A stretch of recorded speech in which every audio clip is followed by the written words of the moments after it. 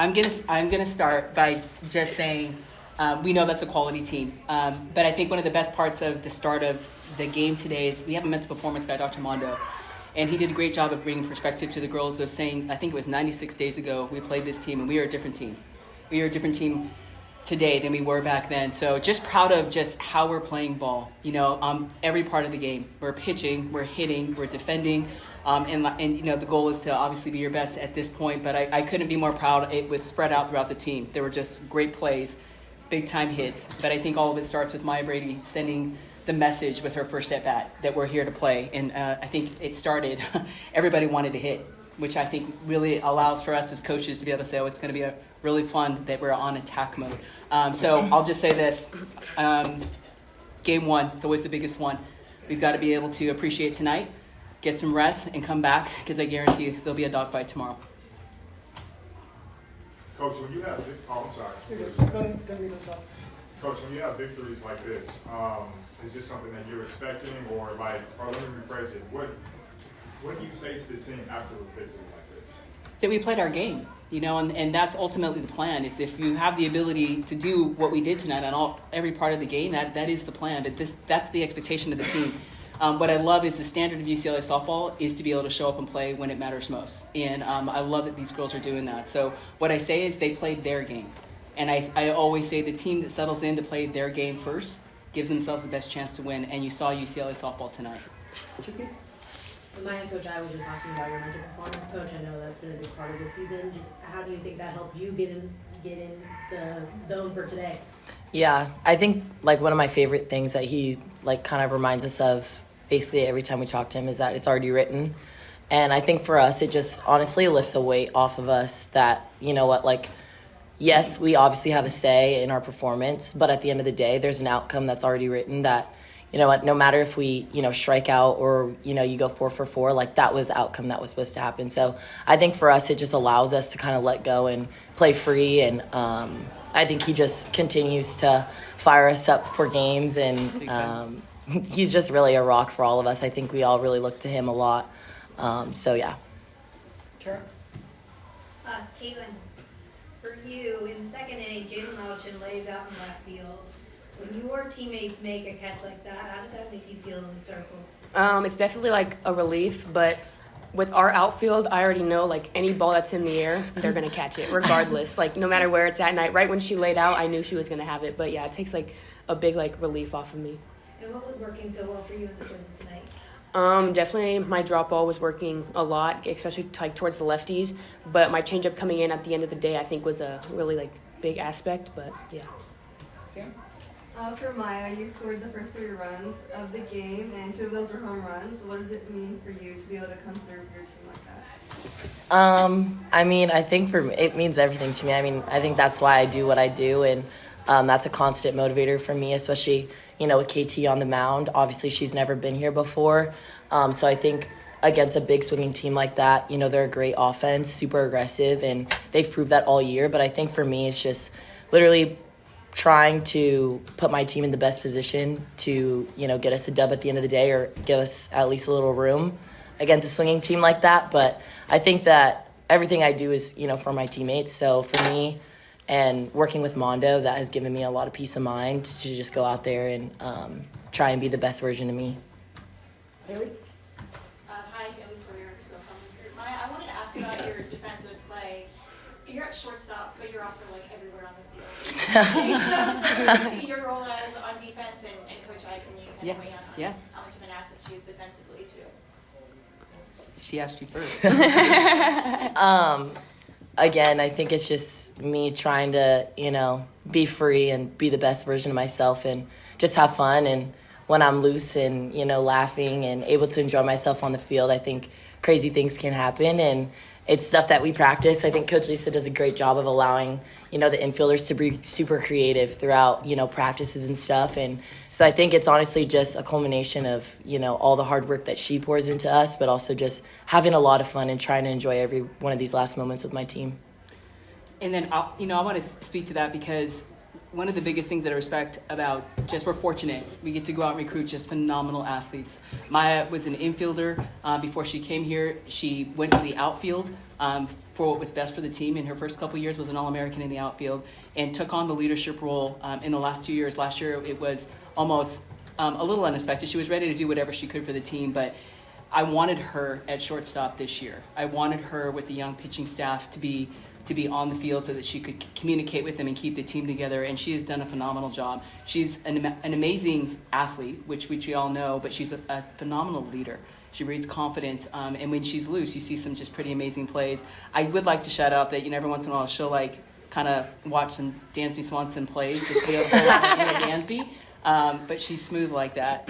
She's smooth like that, and it never surprises me the plays that she makes. I mean, the ball in the hole that she came in, she turned. First of all, I told her that Kuma was fast. There was no play, but still, did that not look sweet? Just the way she plays. I sit there and I'm continuing to be amazed at just some of the things that she's capable of doing. But I saw her in 7th grade just make some pretty special plays. She's a great athlete. Two people in Matthew. Maybe it didn't count Maya, but it still looked cool. No, thanks. Style points. I tried. But Coach Maya was just talking about kind of like the lightness that this team feels, especially after the way last season ended. Just how important was it to get that pressure off of you guys and just go play? A big part of why I brought in the mental performance coaches was for that. And I need to tell you, we let that go in fall.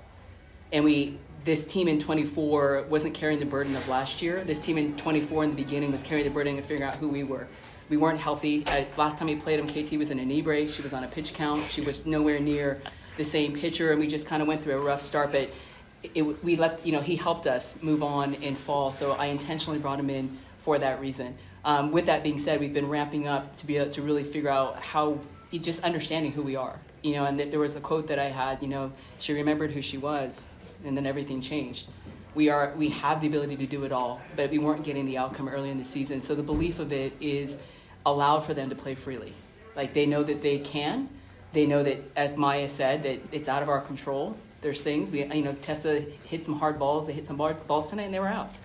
It's like we understand our sport, so that has freed up, the pressure of what we need to do. Or for UCLA, I mean, they're just playing ball, which I love, and we're at our best as a program when you get great talent that is willing to do anything for the program. They have each other's backs. If they play freely, man, we see some serious Bruin magic. And tonight was a night, big night. Game 1, Super Regionals against a quality opponent. I'm so proud of just how they played, and it was fun to watch. It definitely was. We're going to go Matthew, and we have time for 2 more questions after that. Coach, offense firing on cylinders. Yep. Jordan and Sapp continuing. Yeah, huge. Can you speak to their performance and maybe something else? But, I think a big part of it is, first of all, I credit our coaches. We've brought in even some great, just Lisa's transitioned into hitting, so we brought in some consultants that Lisa's been working with as well. But they're prepared. So, we know what Maya Brady can do, and she continues to do it, and it's so impressive to watch, Maya and Shar do those things. But with UCLA softball in the history, as long as I've been here, we're at our best when the bottom half is taking care of it. And Jordan, it was funny, I had a conversation with her before that at bat because, you can see that they can pitch around certain players. Megan Grant, when she does get a good strike, I look forward to that. But they're kind of pitching around, and Jordan has been a great hitter in that situation. Just being able to know they're pitching on Megan, and then she comes, and the Savvy Pola is, I actually talked to her on April 1st. And I was like, beginning part of the season, because she's one of the most consistent hitters we've had in this program in her first 2 years. And she kind of flipped it, and she went to work. So it's no surprise to us, but it's also a big part of the strength when the bottom half gets it done. That allows for, you feel the momentum building of coming back up to the top. So, yes, Jordan, Savvy, Tessa, Nelly even has the quality walks, don't go down as a hit, but that walk is huge to be able to load the bases. Those things create pressure and allows the lineups to turn over. So, yes, credit to them, definitely. We'll go to Paige Halstead over here. Paige Halstead? Oh my gosh! Hi, Paige. That just made my day. My question is for Caitlin. Obviously, you dominated today in the circle. As a freshman, sometimes it's tough to be on a stage like this. What keeps you so calm? I'm just curious. Definitely Coach I saying take Debbie's. I've actually taken that into consideration. Before every pitch, I just take a Debbie, and it just makes me reset everything. I feel like it just makes me pitch loose, because when I pitch tight, it's just not good. So honestly, I think taking Debbie's is my biggest thing that I do. What's a Debbie? A deep breath. Yeah, a deep exaggerated breath. Yes. So just in case you didn't know. But yes, I'm not the only one that does it. Shar will call timeout every once in a while. And I love watching it. Shar will go out, and there's times where she'll say, take a deep breath, and KT will, I can see her going, I'm fine. Like, get back, the pitcher 101, and then Shar will go in again and say, no, take a deep breath. And then I'll see her take. So that combination, I think Shar also, and Maya in her back pocket, when you have that kind of experience that is right there and has your back, they've done a great job of building confidence and being able to slow down KT in her first round of postseason. Big time. We're going to Steve here. Yeah, Coach, how you doing? During the Arizona series, you told me the best is yet to come. Yep. Okay, now, what's your 24 out of 26 last you won, and 12 in a row. When did you see this team turn everything around? I don't know if there's an exact date.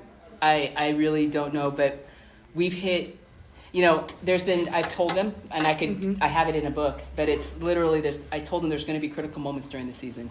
We dropped a game on Palm Springs to Baylor, and we played Tennessee the next day. I'm like, this is a critical moment on how you show up. We lost to Arizona on a Saturday, and then we came the next day on Senior Day, packed house. Wasn't the plan to go down 7-0, but it was a critical moment. There's so many. We were down again in the Pac-12 tournament. There were just critical moments. So I can't put it on any one thing. But the most important thing is I say so many things have happened. It's not the drama of what happened, but it's what you do next. And this team does a great job of getting to the next pitch with a strong belief that they can wipe it and they can go. And I'm repeating myself on saying that because we've learned that. We've had to, the hard way. It's been traumatic and dramatic and devastating. There's been a lot of tears this season of frustration, but we finally got to a point where whatever happened, getting ready to do what's next has become empowering. And they create momentum, there's confidence, they have each other's backs, they're having fun when they're playing, and like I say, we're just playing our best ball right now because there's been a belief that our best is yet to come.